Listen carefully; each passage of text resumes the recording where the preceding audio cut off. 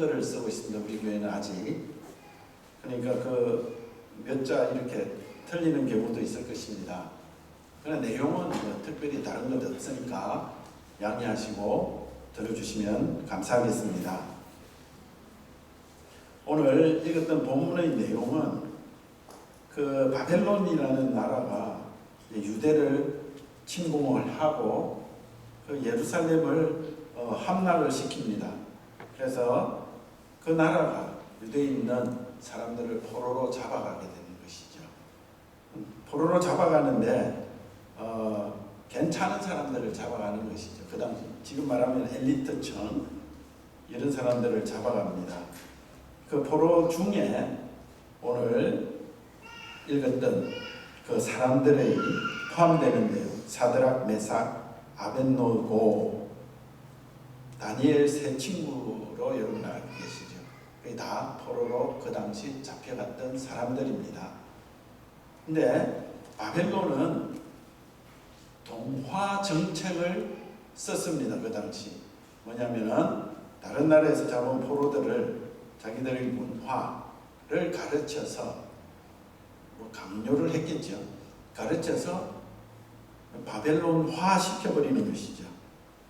그래서 그런 사람들을 또 뭐 어떻게 자기들이 필요한데 사용하기도 하고 그랬었습니다. 근데 이 정책이 사드락, 메삭, 아벳느고, 다니엘까지 그 사람들에게 있어서는 굉장히 신앙적으로 고난거리가 되는 것이죠. 왜냐하면 아까 말씀드린 대로 그 문화를 가르친다고 그러시지 않았습니까? 그 내용은 무슨 내용을 포함하느냐 하면은 그 다니엘과 그 세 친구들이 가지고 있었던 하나님의 신앙을 포기하게 하고 그 바벨론이 섬기던 신을 섬기도록 강요했기 때문입니다. 그래서 그것은 그들에게 있어서는 생명을 걸어야 되는 그러한 심각한 문제의 신앙적 시험이었다는 것이죠. 그리고 고난이었다는 것입니다. 근데 실제적으로 그러한 사건이 결국엔 일어난 것입니다. 그 사건이 오늘 읽었던 그 내용의 사건이 되겠습니다. 느부갓네살 왕은 바벨론 제국의 권위를 그리고 왕의 위엄을 드러내기 위해서 신상을 세웁니다. 아주 큰 신상입니다. 지금 7층 높이 정도 되는 그런 신상을 세우고 그리고 각 지역에 있는 관리들 대표가 되는 그 사람들을 다 신상 앞으로 모으고 나오게 합니다. 그래서 그들에게 명하는데 그 악기들이 뭐라고 그러죠? 악기들이 연주될 때에 그것을 신호로 하여서 그 신상 앞에 다 엎드려 절을 하게 명을 내립니다. 근데 그 관리들뿐만 아니라 모든 백성들에게 그렇게 명령을 내리게 됩니다. 그런데 그 사드락, 메삭, 아벳느고는 그 명령을 어기고 신상에게 절을 하지 않았습니다. 근데 그것을 다른 바벨론 사람이 보게 되었고 그것을 왕에게 그렇게 일러 바친다고 이렇게 표현을 할 수가 있는데요. 고소를 합니다. 왕이 세우셔서 지방의 관리로 지금 사용하시는 사드락, 메삭, 아벳느고라는 유대인들이 왕의 그 명령을 어기고 그 신상에게 엎드려 절하지 않았습니다. 이것은 왕에게 반역하는 행위로서 고소를 합니다. 근데 고소를 한 것이죠. 이 고소를 듣고 그 왕은 이제 분노가 일어난 것입니다. 노하였습니다. 그래서 사드락, 메삭, 아벳느고를 끌어오라고 그랬고 그들에게 물은 것이죠. 너희들이 진짜 그렇게 했느냐 물어보고 회유를 합니다. 회유지만 위협이죠. 만약에 마음을 돌이켜서 다시 너희들이 그 신상에게 지금이라도 절을 한다면, 그래서 숭배한다면 내가 용서를 할 것이다. 없던 일로 하고 그렇게 하겠다. 이렇게 위협을 합니다. 그에 대해서 오늘 읽었던 내용을 통해 사드락 메삭 아벳느고의 신앙 고백적인 답변을 우리가 보는 것이죠. 그의 답변을 보게 되면은 첫째로는 우리가 왕에게, 지금 왕이 그런 식으로 위협을 하는 데 대해서 우리가 특별히 대답할 필요가 없음을 아시지 않느냐, 이렇게 먼저 답변을 합니다. 그래서 무슨 말이냐면은 그 왕께서 우리가 어떤 사람들인 줄을 아시지 않습니까? 아무리 위협을 하신다고 해도 우리의 답은 정해져 있지 않습니까? 못합니다. 안 하겠습니다. 신상에게 절대 절하지 않겠습니다. 이 말씀이에요. 이것을 통해 우리는 그들의 믿음, 분명한 믿음을 보게 됩니다. 또 그 왕이 그들을 이제 용광로, 지금 풀무불이라고 되어 있는데 이렇게 생각하시면 됩니다. 용광로. 그 용광로에다가 너희들이 이제 명령을 어기면은 집어넣어 버리겠다. 그렇게 말을 하거든요. 그러면서 마지막에 한 말이 무엇이냐면, 내가 이렇게 하면은 어느 누가, 어떤 신이 너희들을 구할 수 있겠느냐, 이렇게 말을 합니다. 그렇게 해서 위협을 하는데요. 그에 대해서 또 대답을 하는데, 답변하는데, 하나님, 우리를 지키시는 하나님이 우리를 용광로에서 뿐만 아니라 왕의 손에서 구하실 것입니다. 이렇게 신앙 고백적인 답변을 하는 것이죠. 그것을 통해서도 우리는 그들의 확고한 믿음을 보게 됩니다. 그런데 그것으로 끝나는 것이 아니라 더욱 중요한 것은 마지막에 그들이 이렇게 말하죠. 그렇게 하지 아니하실지라도. 이 말씀이 중요합니다. 왜냐하면 이 무슨 말이냐 하면은, 하나님이 만약에 우리를 용광로와 그 왕의 손아귀에서 구해 주시지 아니하실지라도 뭐가 되겠습니까? 그 다음 답변은 절대로 신상에 절 안 할 것입니다. 그것이죠. 우리는 그 고백을 통해서 그들의 믿음의 절정을 보게 됩니다. 믿음의 온전함을 보게 된다는 것이죠. 그래서 오늘 이 말씀을 통해서 우리가 깨달아야 되는 것, 생각해야 되는 것이 무엇인가? 바로 하나님이 우리에게서로부터 어떠한 믿음을 보시기 원하시고 요구하시는가? 그리고 하나님이 우리를 어떠한 믿음의 사람으로 만드시기를 목적하고 있는가? 그것을 알아야 된다는 것이죠. 신앙생활하는 데 있어서, 자, 믿음에 대해서 일단 우리가 좀 생각해 봐야 될 것이 있는데요. 믿음은 생물입니다. 생물이라고 이렇게 표현하는 것이 무엇이냐면 살아있다는 것입니다. 믿음은 우리의 그냥 사변적인, 그냥 생각하는 개념이 아닙니다. 믿음은 살아있는 것입니다. 다시 말씀드리면 이렇게 말씀드리죠.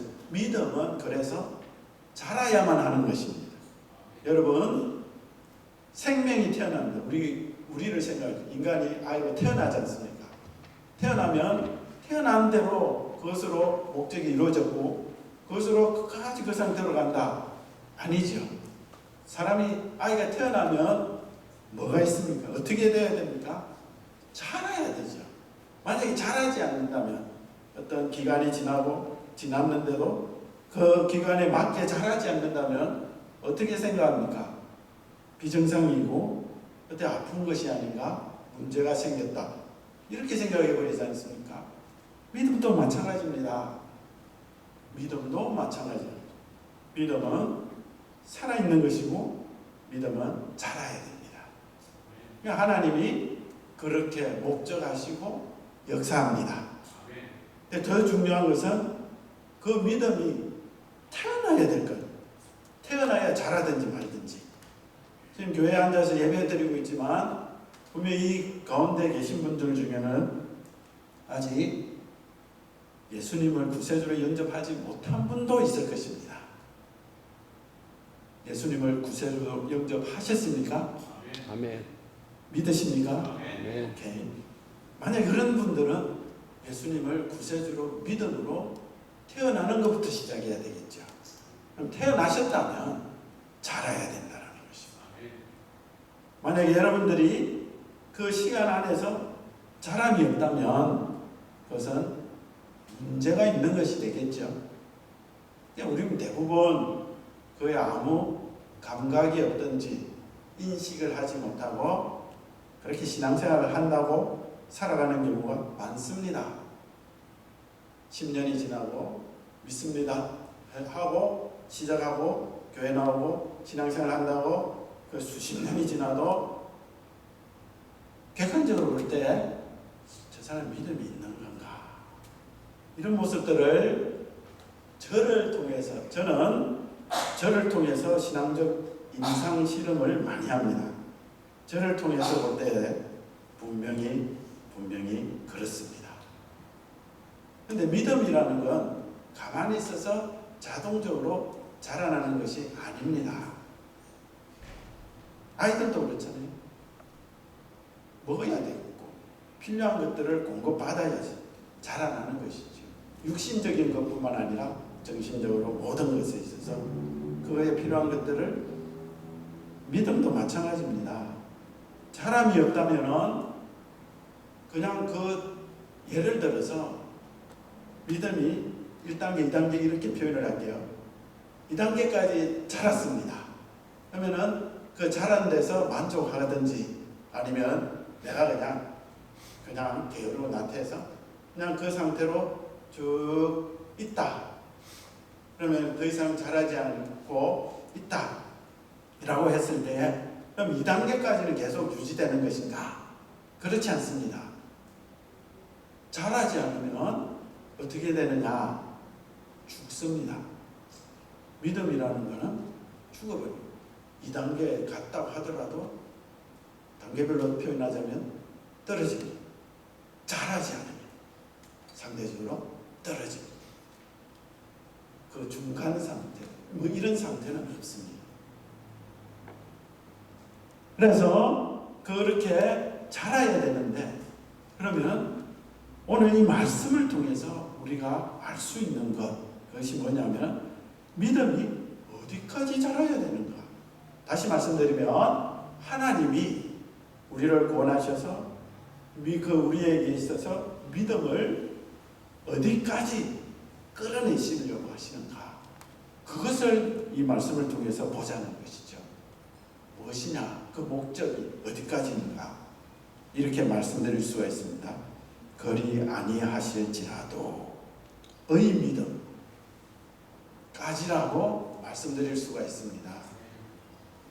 그리 아니하실지라도 의 믿음이 무엇인가? 그렇다면 우리가 생각을 해봐야 되는데요. 자, 우리가 이렇게 아까도 말씀드렸지만 저를 통해 임상실험한 결과 우리의 대부분의 성도들이 있는, 그러니까 목적을 하고 그리고 그 안에 딱 있는 믿음의 수준은 어디까지 있느냐면 오늘 읽었던 말씀 중에 사드락 메삭 아벳느고의 고백 중에 우리를 지키시는 하나님, 그 하나님이 우리를 용광로로부터 구해주시고 그리고 왕의 소나기로부터 구해주실 것입니다. 거기까지로 이렇게 생각해 볼 수가 있다는 것이죠. 거기까지의 믿음, 그 수준까지의 믿음을 보통 가지고 있고 그것을 목적으로 하는 경우가 많다라는 것이죠. 다시 말씀드리면 우리의 믿음이라는 것이 대부분 보면 하나님으로부터 어떤 보상을 받는, 기대하는 그런 믿음의 수준까지 있다라는 것이죠. 무엇이냐면 내가 하나님을 믿는데 그 하나님은 내가 열심히 신앙생활을 하고, 신앙생활이라는 것 보통 보면 우리가 지금 신앙생활이라고 하는 것은 제한을 많이 하는데요. 그것도 벗어나야 되는데요.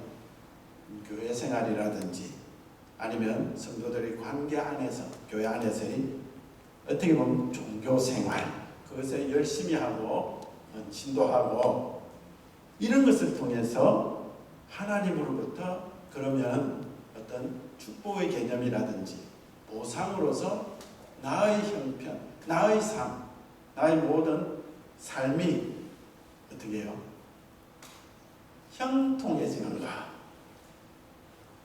이 틀 안에 믿음을 둔다는 것이죠. 거기에 믿음을 둔다는 것이죠. 진짜 그렇습니다.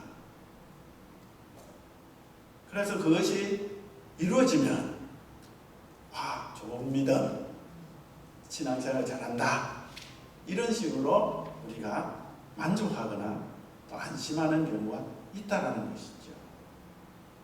기도의 내용도 그렇지 않습니까? 무엇이요? 우리의 뜻이, 우리의 목적이 이루어지게 하옵소서. 그리고 그 목적이 하나님의 보상으로서 이루어지는 것, 그런 틀 안에 믿음이 갖춰져 있다는 거예요. 다시 말해 수준이 거기에 멈춰지는 경우가 많다라는 것이죠. 그런데 하나님이 우리를 통해서 목적하시고 원하시는 믿음은 무엇이냐?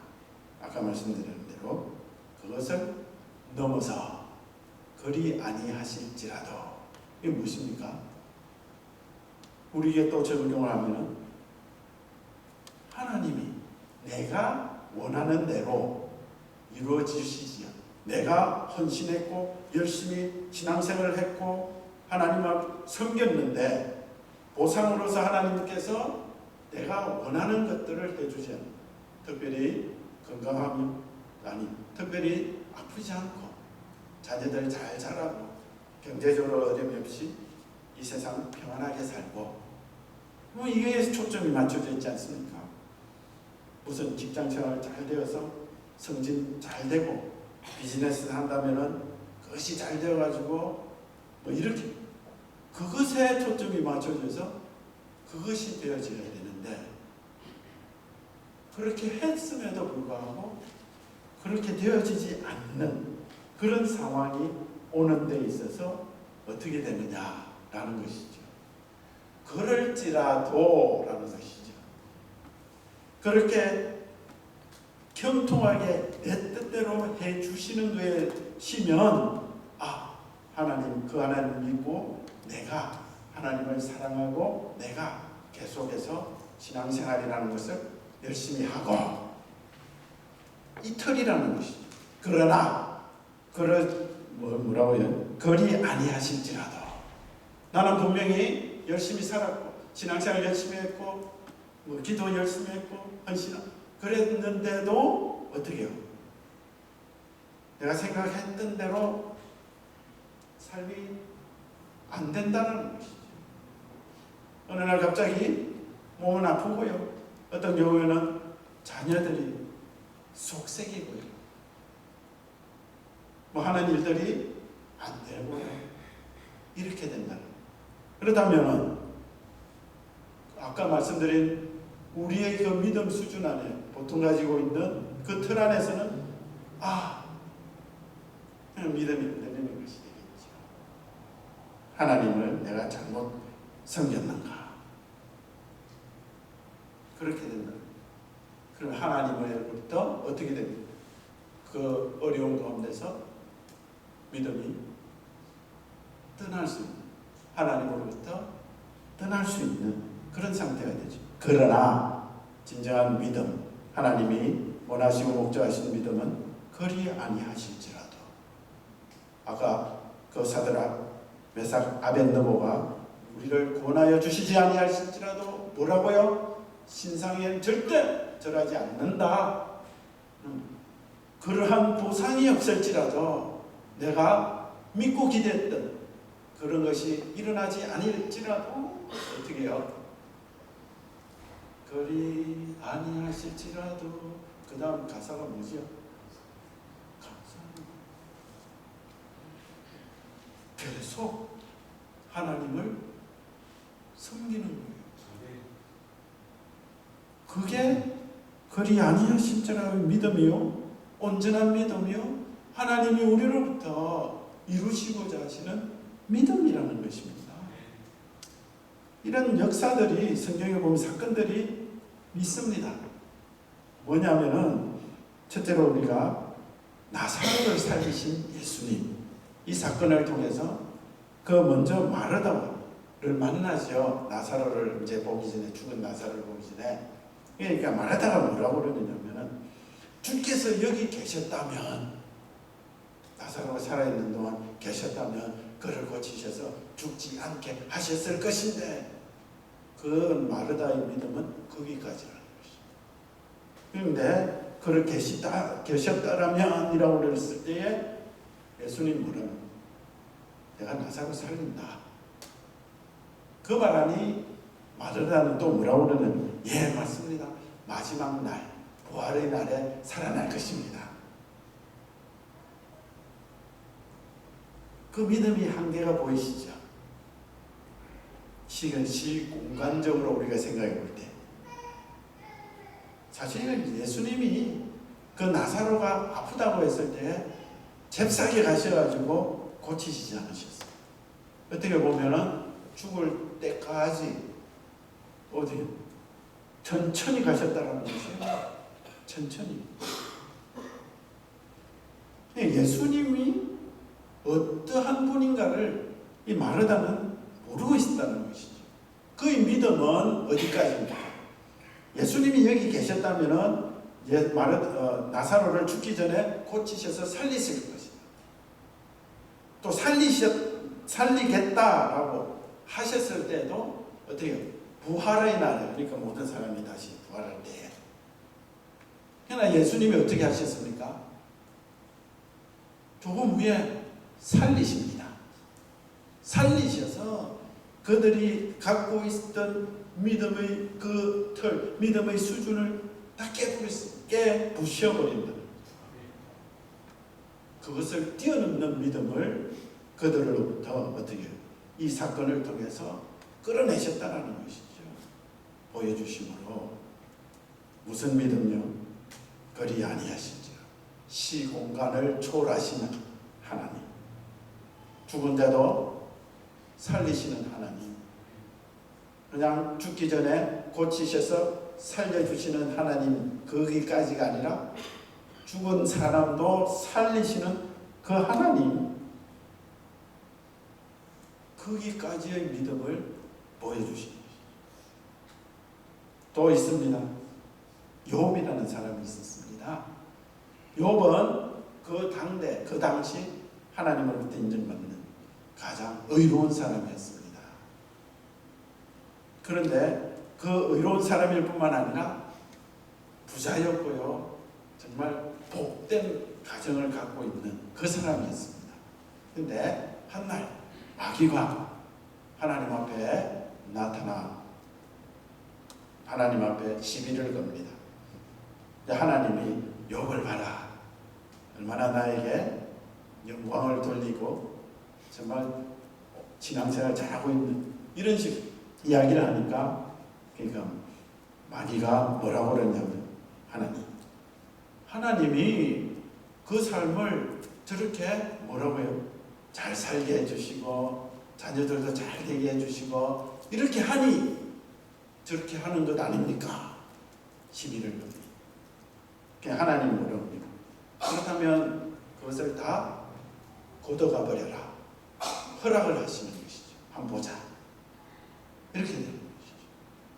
실제적으로 거듭으로 욥은 인간이 당할 수 있는 최악의 고난에 당하게 됩니다. 사실 욥도 그런 믿음을 가지고 있었던 것이죠. 욥이 어떤 사람이냐면 철저하게 죄를 지은 것, 모르고 지었을 수도 있는 죄에 대해서도 철저하게 회개하는 의식들을 통해서 하나님 앞에 어떻게 올바른 신앙인으로 서려고 애를 쓴 사람이었어요. 그래서 의로운 사람으로 인정받았던 것이죠. 자녀들뿐도 자기뿐만 아니라 모든 가족이 그랬다라는 것입니다. 그들이 어떻게 됐습니까? 그러므로 자기의 지금 누리고 있는 이 형통함, 하나님으로부터의 보상적인 내용의 형통함, 이것을 계속 유지할 수 있다라는 그 정도의 믿음의 수준 틀 안에 있었다는 것입니다. 그러나 하나님이 허락하심으로 그 막이 어떻게 됐어요? 다 가져가 버립니다. 고난은 심지어 자기의 그 병까지 걸리게, 그 가운데서 갈등하는 것이죠. 거기다가 그와 똑같은 생각을 가지고 있었던 친구들이 와가지고 계속 시험합니다. 내가 뭐 잘못했어 분명히. 그래서 이런 결과가 나오는 거야. 그럼 자기가 잘못한 게 없거든요. 아니라 갈등, 하나님과 갈등하게 되는 것입니다. 결국에는 그 인내의 시간이 지나면 하나님을 대면함으로, 하나님을 만남으로 결국에는 그는 알게 됐습니다. 알게 됐다는 것은 온전한 믿음, 진정한 믿음을 갖게 되었다라는 것이죠. 그래서 그 욥이 그런 자기의 그 이전에 가졌던 수준의 틀에서 벗어나 가진 그 믿음 그 자체가 아까 말씀드린 그리 아니하실지라도 하나님 그분에 대한 온전한 믿음을 갖게 됐다는 것이죠. 또한 한 사람이 또 있습니다. 하박국 선지자입니다. 하박국 선지자도 그런 믿음 안에 있었습니다. 뭐라고요? 그 유대인으로서 하나님이 택하신 특별한 백성인들인데 지금 어떤 상황이냐면 하나님을 믿지도 않고 알지도 못하는 이방민족으로부터 침공을 당하게 만든다는 것이죠. 침공을 당하여서 그 일은 있을 수가 없는 것이죠. 어떻게? 하나님의 특별한 택한 백성이 이방민족으로부터, 죄악된 민족으로부터 침략을 당하게 만드시느냐, 이런 상황이 벌어질 수 있느냐, 그런 믿음 안에 있었다는 것이죠. 받아들일 수가 없었어요. 그래서 고민과